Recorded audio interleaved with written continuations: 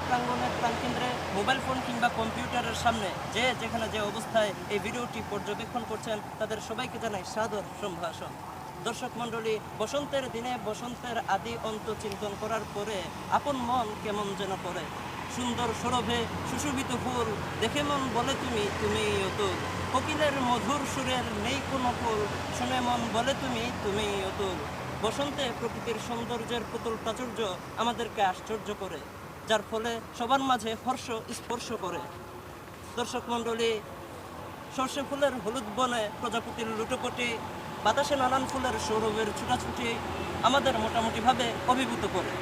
আমের শাখায় নতুন মঞ্জরি, মৌমাছির গুঞ্জনি এবং কচি কিশলয়ের ভুঞ্জনি ইত্যাদি বিষয় মানুষের মনে প্রাণচাঞ্চল্য সৃষ্টি করে, যার ফলে কথায় আছে বসন্ত এলে অন্তরে প্রশান্তি মেলে।